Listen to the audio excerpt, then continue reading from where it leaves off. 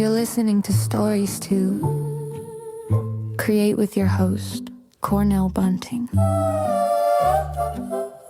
Author, motivational speaker, and founder of EHAS Each Episode. Cornell sits down with inspiring voices to uncover the stories that shape who we are and who we're becoming. Get ready to listen, learn, and be inspired. The show starts now.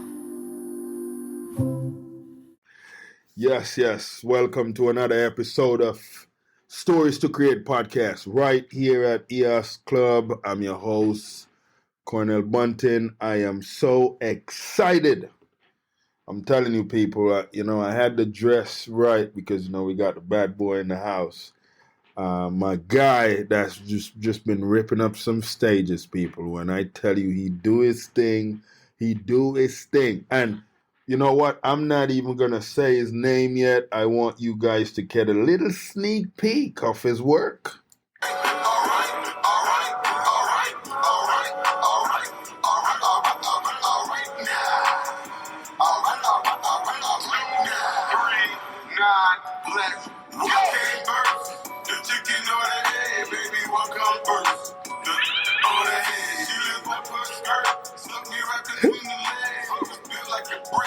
Yeah. Listen. Without further ado, people. So Lucien Luke. We're going, man. What's going on, man? How you doing? Bruh, what's the name of that song, man? So this song right here, man, it started as a joke, you know what I mean? Okay. The song's called Simon Said. Simon Says. And basically, that's just only one part of the song. Like, there's only one line where I'm actually saying that, but I'm just like, let's call it that, Because I didn't know I was going to call it, like, What's Really Poppin' or something. And I'm like, everybody's got a song called What's Poppin' or something like that. Yeah. You're like, what going on there? The chicken on the head, huh? Yeah. It's like, by the time you hear that, and then I'm like, you know what? I'm not even going to say the word. We're just going to put animal sounds in it. We're just going to put animal sounds in there. He did that. He did that, people. You guys heard that. So, on our show, man, our listeners like when we go back. We go back before the artist was created, the man that's doing what you're doing out here. Because I've seen you on some stage, bruh. You go wild, bruh. For someone that if they've never seen you perform, they need to see you perform, bruh. You got it, bruh. I appreciate that, man. It's a thing right now because, like, when it comes to this era of music right now, being able to see someone actually do what they're doing on a record is pretty important. Oh, definitely. It's a pretty important thing because, with all these things coming out, like AI and everything. Yeah, oh, man. That AI Drake song that came out sounded so real. Had everybody go. They're like, no, that's not Drake. It's not Drake. What? You know what I'm saying? That AI Drake song is like, very believable. So it's like, I don't know. When it comes down to hearing a record, that's one thing. Right.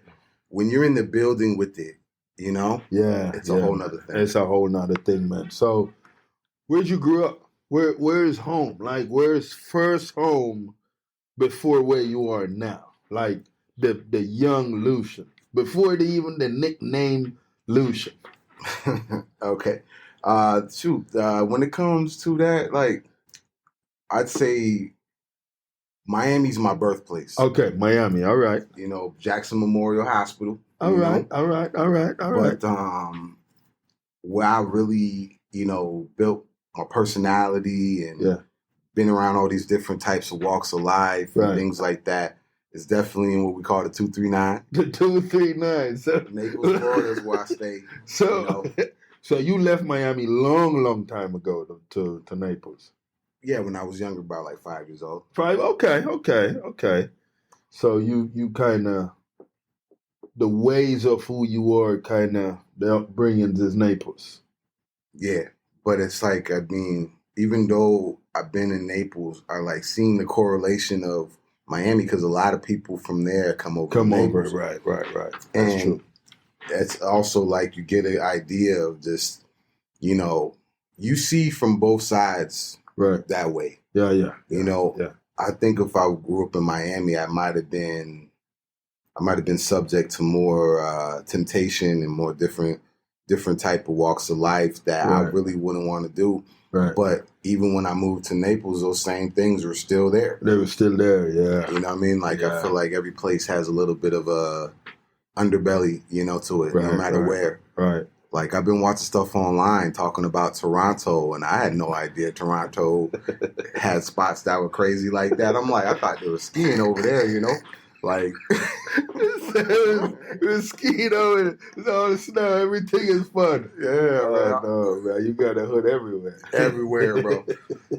But, pretty much Florida is my home. Yeah. And, 239, which would be Naples, Fort Myers, Lehigh, Bonita. Yeah. All those places are places that influence you. That's good, man. So, growing up, man, what was that like with the parents? What was that like with the whole family? Growing up, I grew up in a very strict religious background. Ooh. Probably stricter than most, you know what I mean? Man. Yeah, man. Like, I grew up pretty different from a lot of people, like, because I never had birthdays. I never had Christmas, bro. None of that stuff. Whoa. What you mean? Like, on your birthday, you couldn't acknowledge your birthday? No, they didn't do any of that stuff. They didn't do any holidays. They didn't do any of those kind of things, dude. What? You ain't never get no Christmas present? Never in my life. Come on, bro. And it's the craziest thing? Like, I never had a Christmas present. Never actually stood for the, national anthem. Right. That was even against their thing, too. I'm just like, dang, I can't do nothing. First of all, bro, we got to figure out what religion was that, bro. That's them Jehovah's Witnesses, bro. Knocking on your door at 8 in the morning. That's cold right there. It's cold, but it's like, hey, that's how... I had to spend like 16 years unwillingly doing that, so it was just like, hey, bro.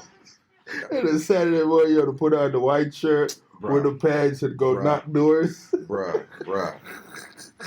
I tell my boys this all the time. I said I missed all the Saturday morning cartoons because of this. No, you know what I'm saying?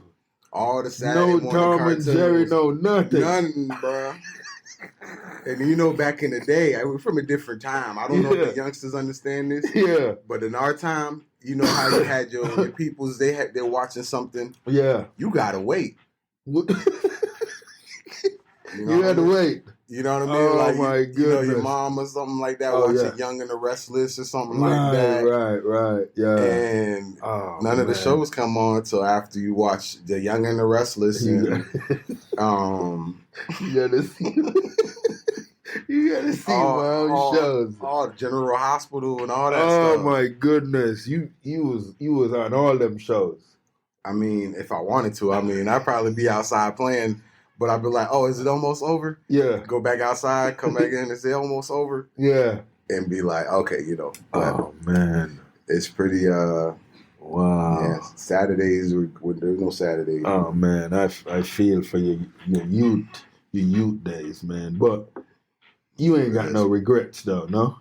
Nah, because you know what? It built a different, it built like a, built a decent foundation because despite the actual belief system of that place or whatnot, right? My parents themselves were genuinely good people. Right. You know what I mean? That's good. Good. That's important, man. And they were together and... Yeah, literally to the end. That's beautiful, bro. That is beautiful, man. So you still communicate with them and all that?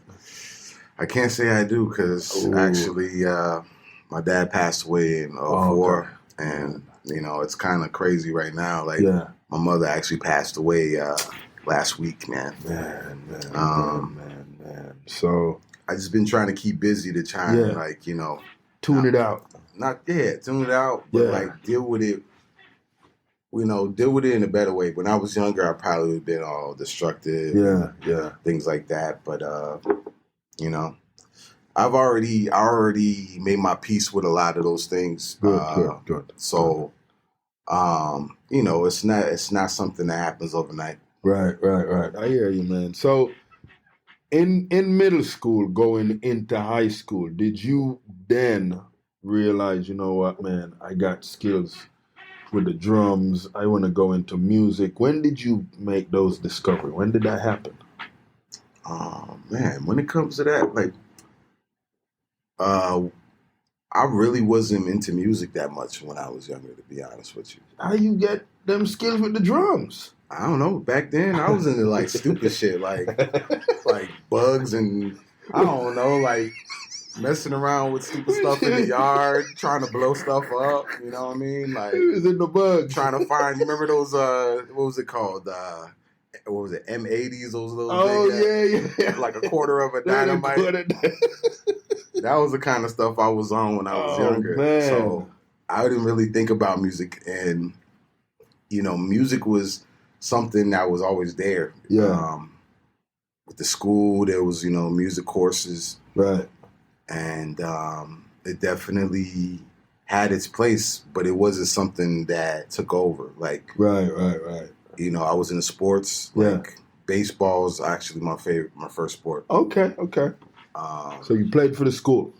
Not for school, but I played Little League. You know what I mean? Okay. I wanted to when I was older, but by the time like high school, middle school came around, music took over all that. Oh, okay.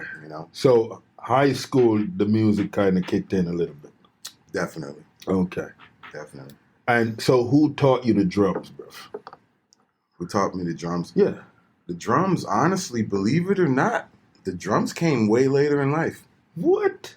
Yeah. Wow, okay. I didn't start playing drums until like my mid-20s.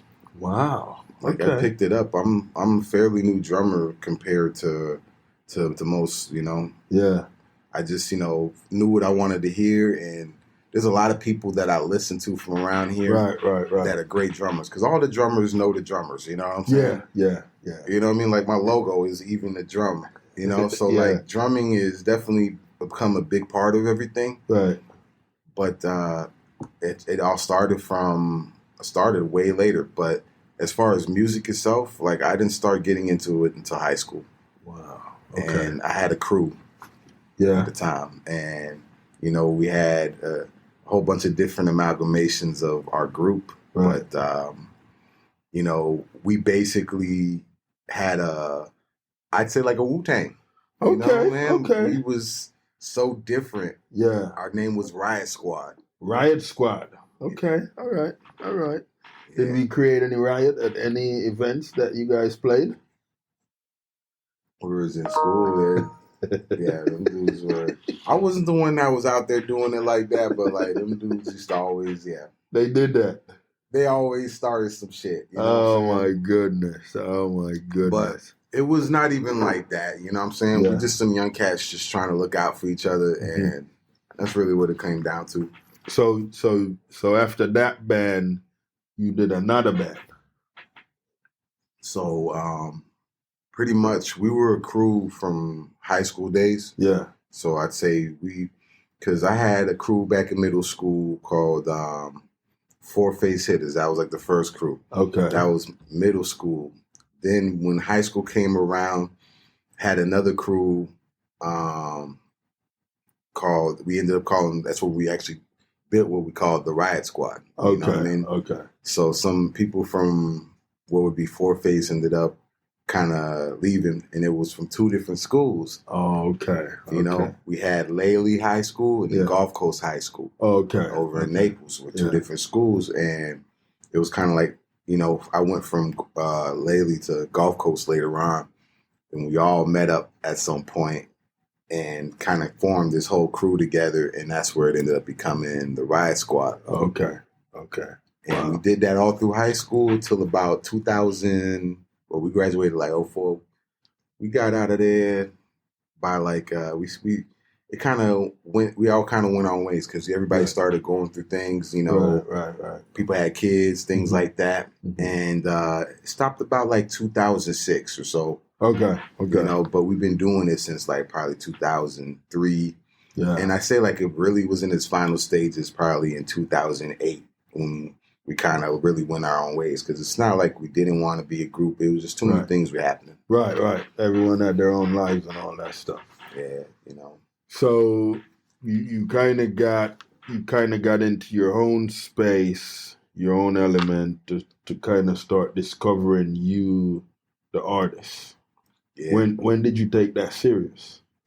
Probably like around 2010. 2010. Okay. 2010 was, let's see here. So my buddy, because we all used to live in a little apartment at one point, you know, or I used to visit there or whatever. Right. And that was like around 2007. And we went, you know, everybody went their separate ways. And we were pretty much like, you know, still keeping in touch. People started kind of still doing their musical thing on their own because they were in different places, even different states, you know? Right. But it wasn't like how it was when we had the whole squad. I ain't gonna lie.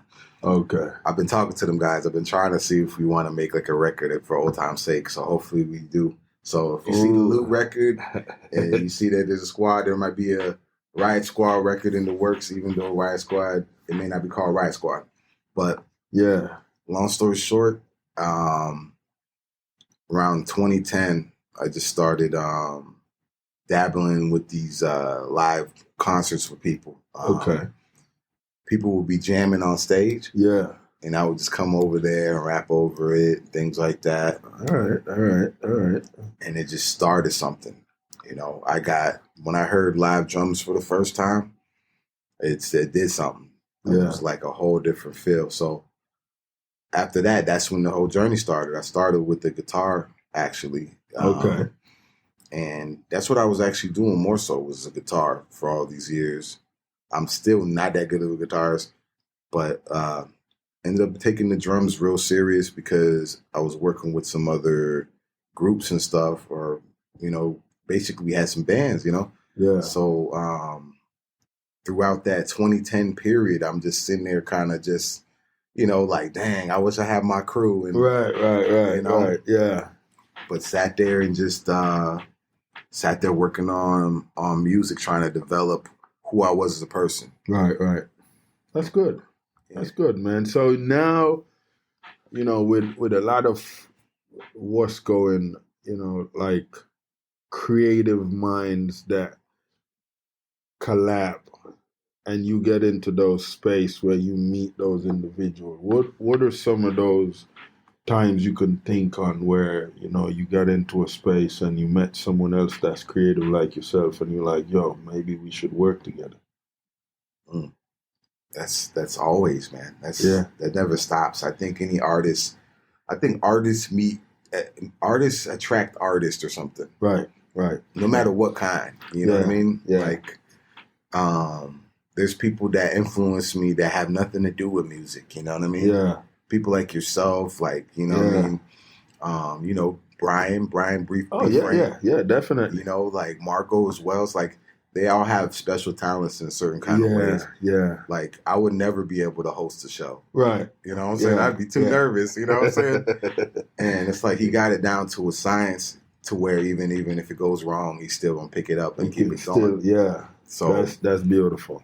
It's like, you know, being around all these different people have really helped me to understand what goes into doing everything. Mm-hmm. You know, like if I just did music, I'd only understand music. Right. But like, I don't know anything about like show promotion, you know, public speaking. Right. You know, doing things within the community. I don't know about those things. And there's people out there that are doing those things. They're creating platforms for people. Right. And these platforms are very helpful in, you know, giving, for one, the community an outlet. Right. And, you know, they all work with each other, you know? Yeah. So, like, being around different artists and different things like that. There's so many people from out here in this area that have talent. I honestly think that there's going to be somewhat of a renaissance here. You know what I mean? There's going to be some kind of 239 kind of renaissance where everything, you know, just kind of clicks together. Right. You get a whole, you know, a whole legion of artists together. Yeah. Stay with us. We'll be right back.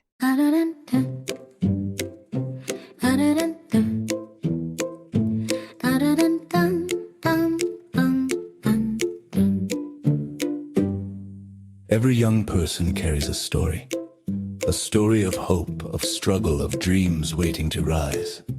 But in too many underserved communities, those stories go unheard. At ease, Inc. Everyone has a story. We believe every voice deserves a chance through mentorship, empowering programs, and storytelling workshops. We help youth discover their purpose, strengthen their mindset, and build a future they can be proud of. From classrooms in Jamaica to communities across Southwest Florida, EHAS is changing lives, one story at a time. but we can't do it alone. Join us, become a mentor, volunteer, donate, help us fuel the next generation of leaders, creators, and change makers. Visit EHAS.org today, because when you help a young person share their story, you help them change their world.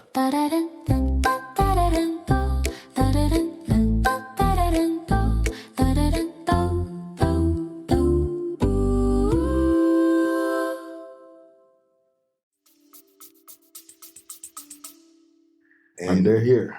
They're here. Yeah, but it's not even that. We got social media influencers. We got all types of things coming from here, and I feel like we definitely be able to represent Florida, the artistic side of Florida. Right. In the early 2000s, which band would you say stuck out for you? In the early 2000s? Yeah. On like a mainstream scale? Yeah, mainstream, yeah. Oh, yeah, early 2000s, man. Oh, man, I was all about Linkin Park, man. Linkin Park. Oh, my goodness. It was all about Linkin Park for me in those days. And, you know, I wasn't really into the Jay-Z and Linkin Park collaboration thing. Yeah. But, man. You didn't like them?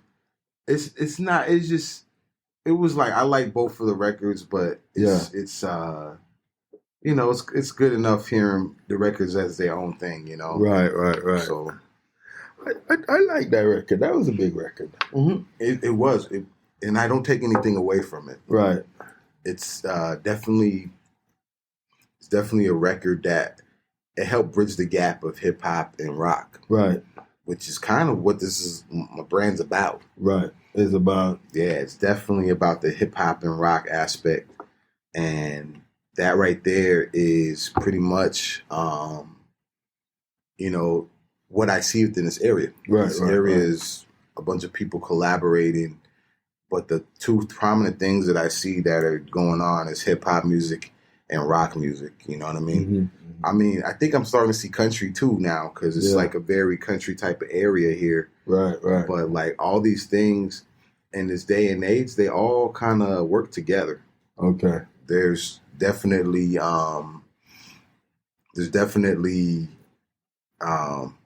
everybody from these different places cohabitating. There's this rapper named I think Little Durk or something like that. Yeah. And he's doing songs with this country singer. I think his name is, I forgot his name. That's okay. But he's doing songs with these country singers. So you see these rappers that are like rappers that, you know, are like, you know, hard rappers, you know what I mean? Yeah. And they're doing songs with country dudes, you know? So it's a different time. They see where the bread is, man. Most of the artists, they go after the bread. So that's where the more bread is, they go after the more bread. Man. Yeah. If you was to get rid of,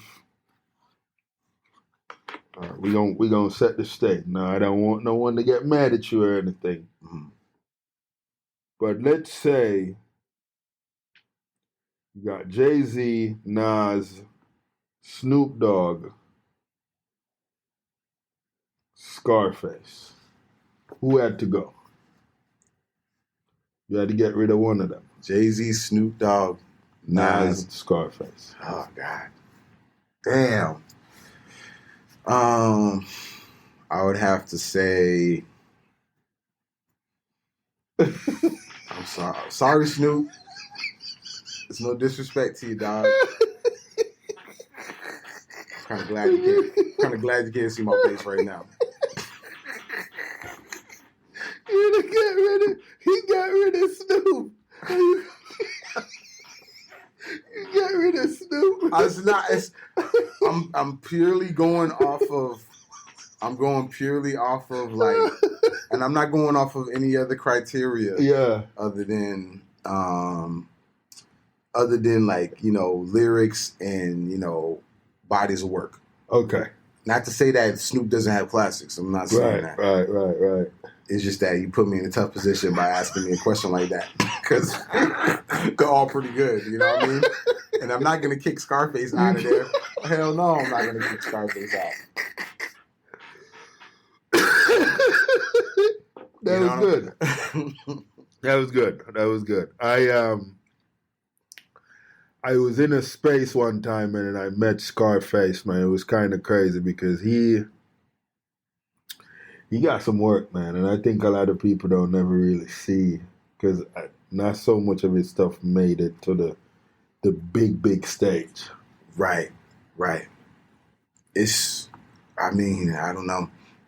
When it comes to classics, at the end of the day, I mean, who really defines it, you know? Yes, it's true. Like, does Billboard really define what a classic is? I mean, there's songs that are on the billboards that are Billboard now that are classics that when they came out, Billboard wouldn't even look at them. Right. Because they're like, this old this record, this old punk rock record. It doesn't even have a good mix. Like, some of the music was imperfect. Oh, definitely. You know what I mean? I mean, now they've kind of figured out how to get that down.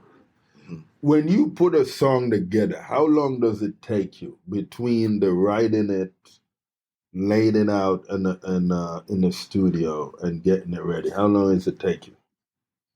Man, that's a weird thing for me because it could anywhere take me from 20 to 30 minutes to 2 years.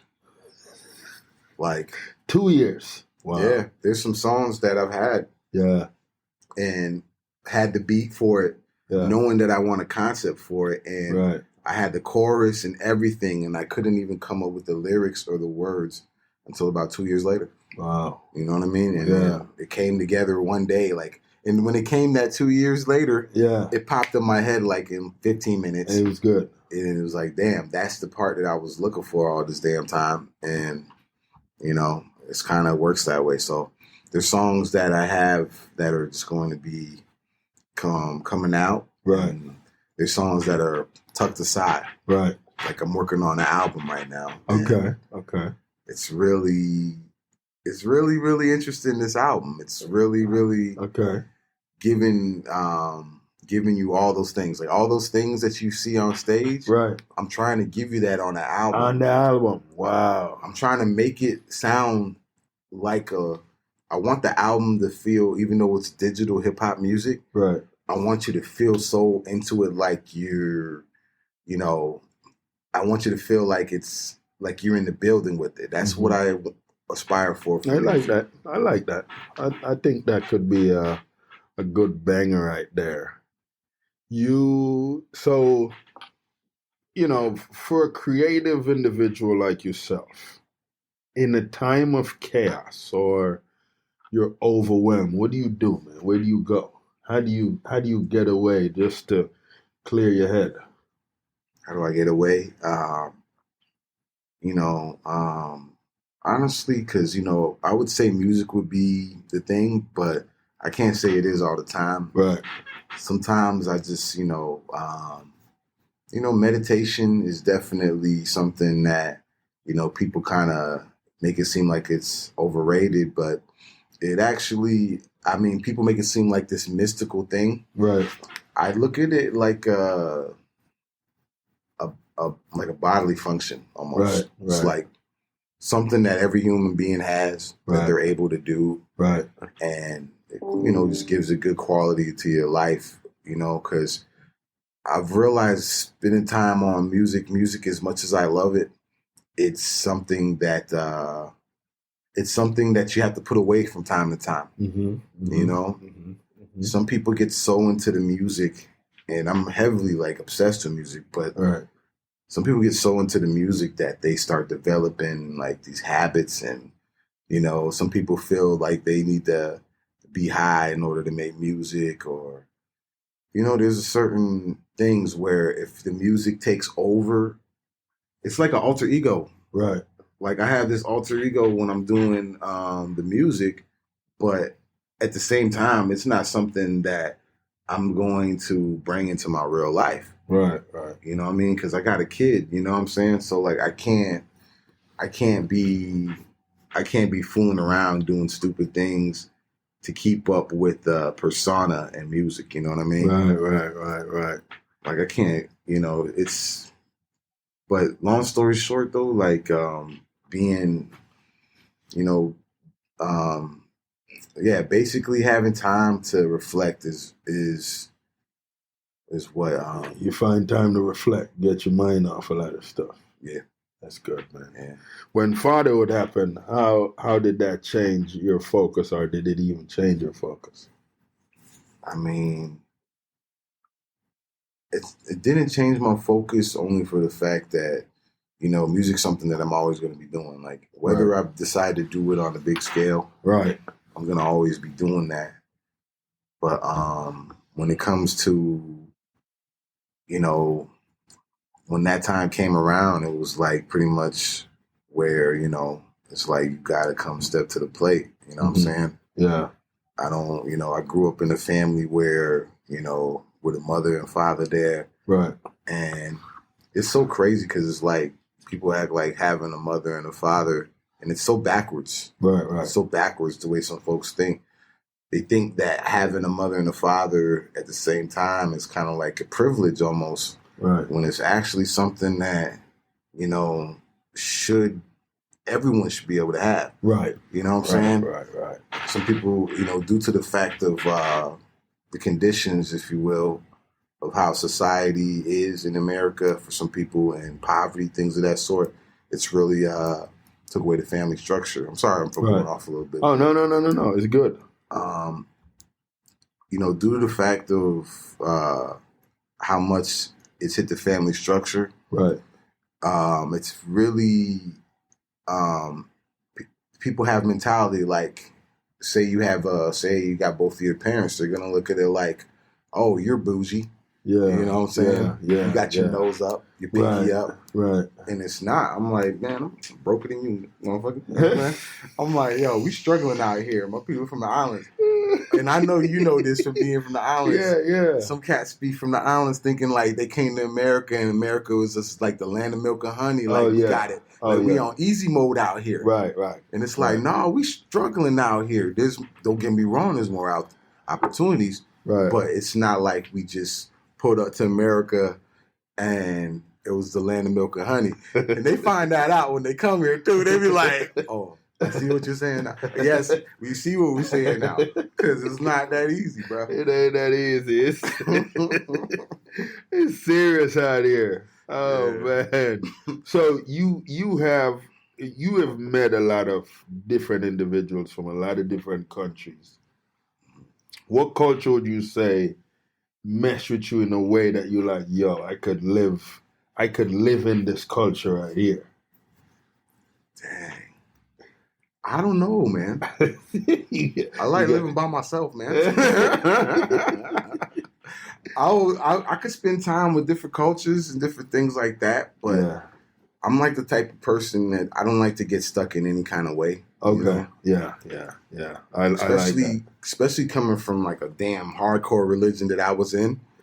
When it comes to someone being set in a way of thinking, I'm like, that's cool. Yeah. I'm going to appreciate your way of thinking, but I'm always going to try to find some way to evolve because nothing's absolute. You know what I mean? Right. Absolute. Yeah. Nothing's absolute. Right. But at the same time, it's like, you have to respect what these beliefs are for people. Oh, yeah. I ain't going to lie to you. I was a lot more rebellious back then about how I felt because I did not like what this quote unquote religion, did personally to me. But I also understand, its place in people's life. Right. And, at the end of the day, nobody can really say where we go, things of that sort. Right. So, I've been a little bit more accepting, but at the same time, it's just one of those things where it's like, I could never be stuck in that way because, sometimes you'll sit there, be stuck in that way, and then waste a whole bunch of years of your life and then find out it was false. So it's like after dealing with that, it's hard for you to just jump back in there. Right. I like that, man. I think it's that's important for a lot of people to look at. A lot of people don't look at it like that. Yeah. I mean, but you have no choice, man. Like I've always been in my own head, I guess, like outsider looking in. So I've always had no choice but to look at the way different people live. I consider myself, introvert, you know what I mean? But it's like one of those things where it's like, you want to just be able to learn how to deal with people because you just want to be at peace with things, man. Right. I'm not, sometimes there's certain things I totally disagree with. Right. And I'll speak my mind with it, you know what I mean, about it, you know what I mean? Yeah. And I'm going to get the flack for it. I'll take the accountability for it and all that stuff, you know what I mean? Wow. But, there's sometimes also where it's just like, you know what, live and let live. And when you really love people, bro, it's like, you're more accepting of them, Yeah. You're more accepting of them. Even sometimes when you don't agree with them, you can still accept it. I mean, there's certain things where you're going to always agree with, but there's certain things that you can look at it from their perspective and see why they think that way. Right. Your body of work that you have right now, which one or piece would you say put you out there where people see that and be like, yeah, that's Lucien? What body work? Yeah. I mean, you talking about like what has or what am I? It don't either the music, because I know you got the apparel, but that kind of the apparel just came out like what 2 years ago? Nah, apparel's actually about what we're about like 8-9 months strong. 9 months strong. Look at that right there. Yeah, we're in the very early. So your apparel is still new. Okay. Very early stages of this. So without the apparel, the music, because you're going back from 2010, which, I know more you're probably looking into 14, 15, 16. What body of work did you drop where people be like, yo, he got it? I mean, shoot, what I'm about to drop right now. You know what I'm saying? What I'm about to drop right now, bro. Like, I'm gonna do a shameless plug right now. Like, I got this EP I'm working on called Merc Mode 239. You know what I mean? Yeah.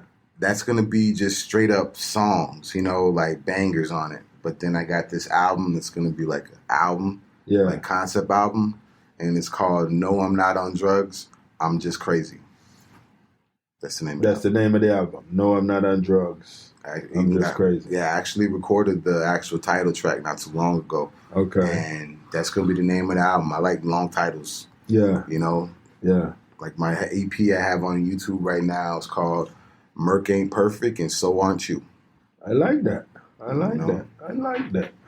So you got some words in there that maybe a few people might not understand, but after they listen to it, they could catch on.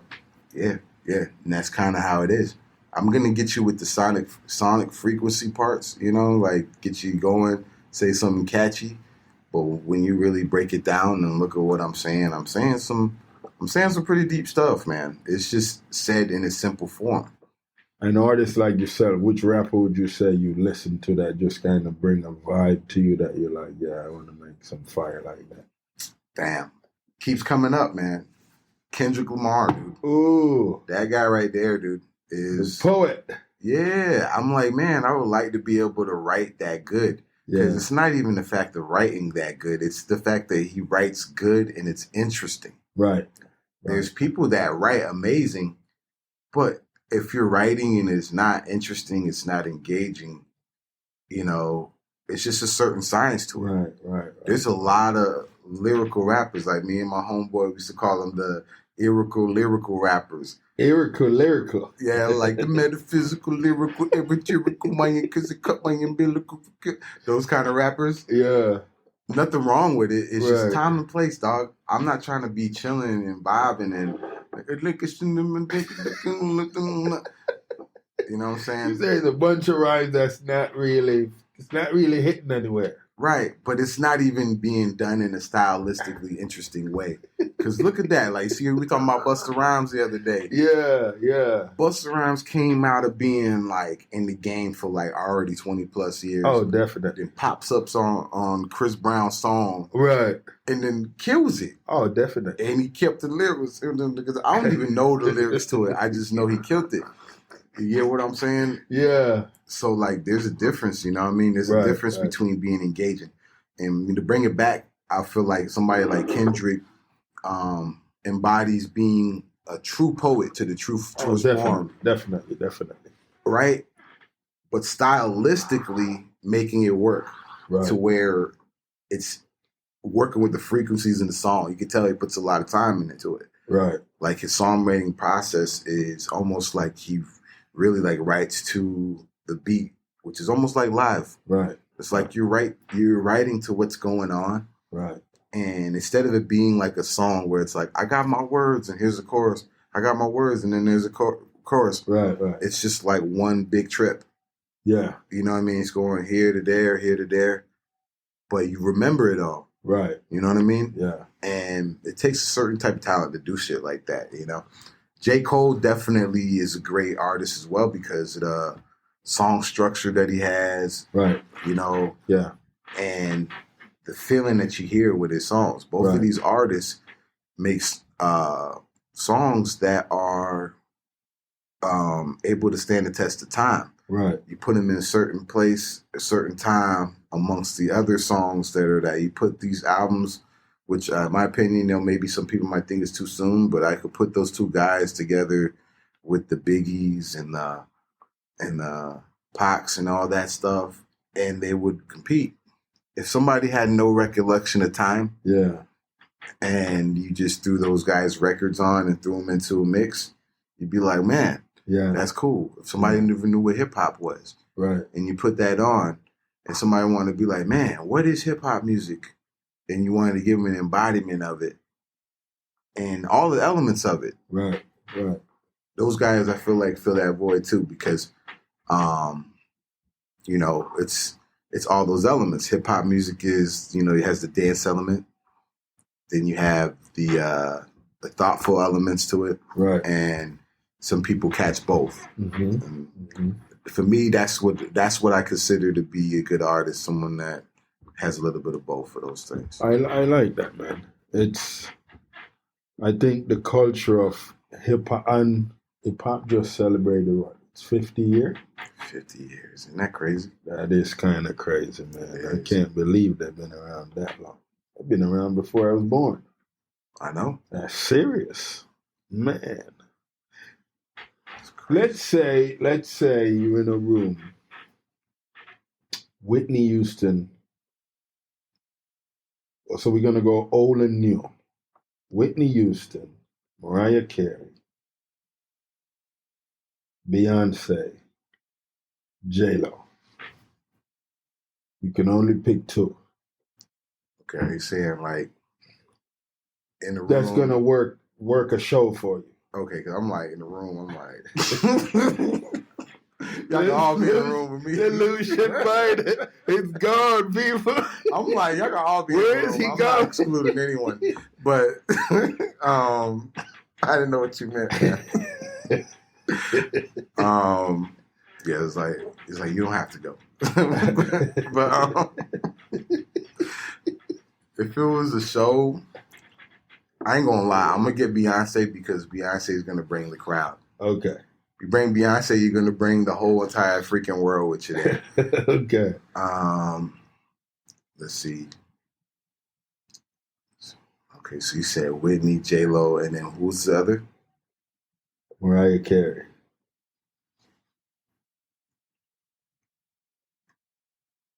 Yeah, I would have to say both of them. I'd have to say Mariah Carey and Beyonce. And Beyonce. Yeah, Mariah Carey's gonna take. Mariah Carey, I feel like it'd be, man, if I was a show promoter, man, I'd be like, yo, we got Mariah over here. She's going to give you some of that nostalgic stuff. You're gonna be like, damn, yeah, I love this Christmas song. You know what I'm saying? She sang that? Because these young cats gonna be like, oh, that's that chick that sang that Christmas song. And then, oh man, then we got Beyonce. Beyonce is, the queen of the times right now. So if I was a show money, if I was a show promoter, we gonna make $1 billion tonight. You know what I'm saying? Like, if we were a show promoter, I would pick those two. No disrespect to Whitney Houston or J-Lo. Yeah. You know what I'm saying? Whitney Houston's a great talent. Yeah. You know what I mean? But like, you think she let the drugs get to her and people kind of fell off from that? Man, I can't even say it's that, man, because you know what?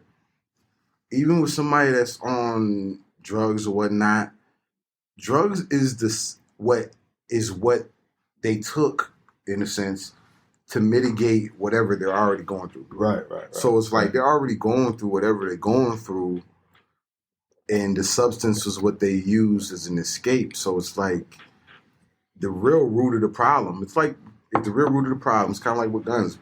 People say guns are the problem. Guns are not the problem.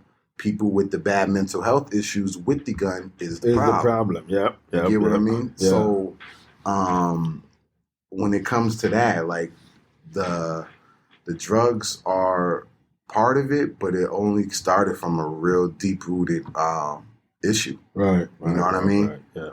Yeah. And, I've been seeing that a lot lately because, I've been watching these true crime documentaries, and it comes down to it. It's like a lot of people went through stuff. And I have this saying that I say, Hitler might have had a bad childhood, but he's still Hitler. Yeah. Oh, yeah. You get what I'm saying? Yeah. I might have had a bad childhood. Right.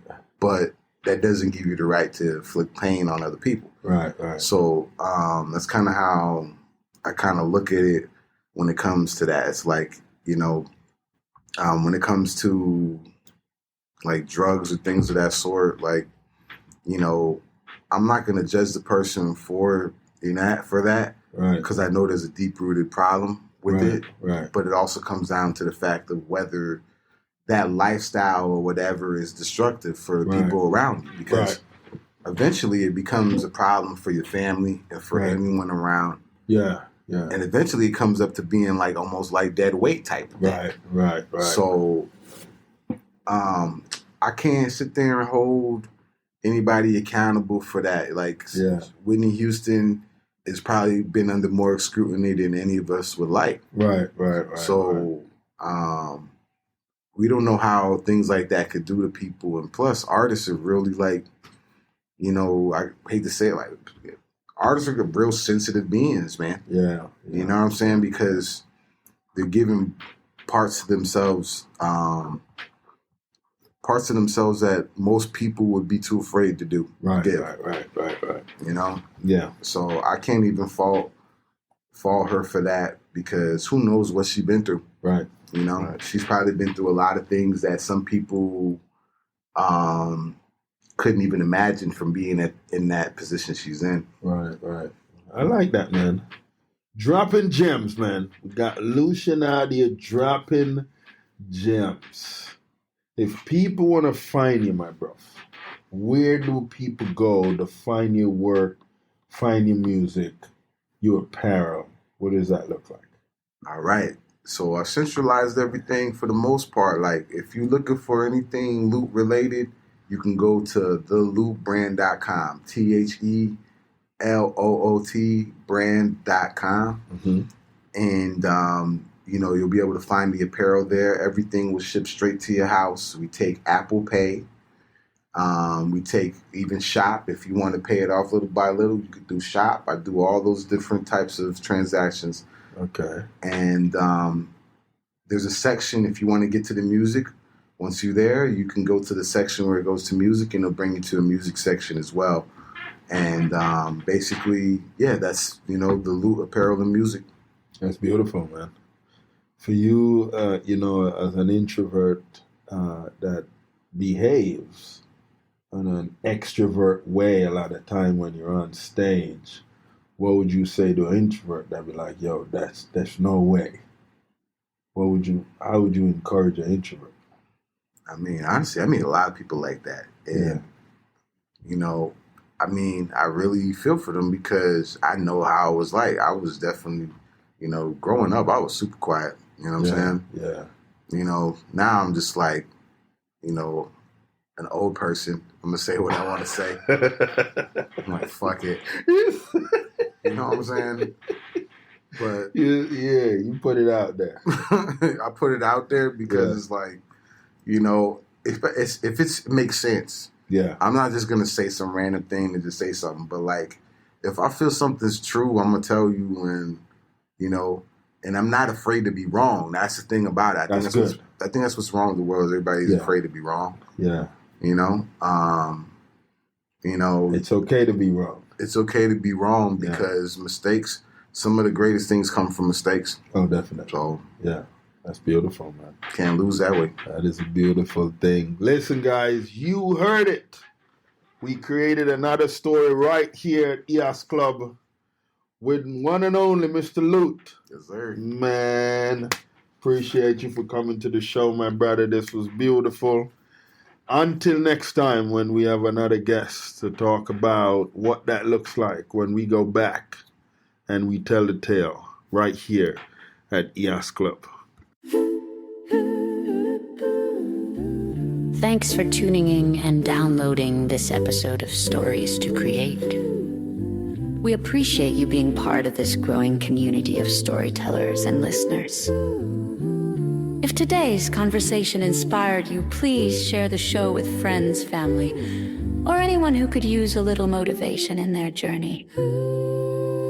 A special thank you to our sponsors, EHAS Organization, Cornell Bunting LLC, and Nostril Cheese Chase for supporting the mission and making this podcast possible.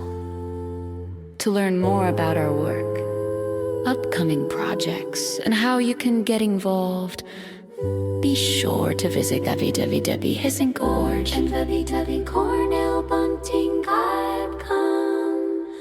Until next time, keep creating, keep growing, and remember, your story has power.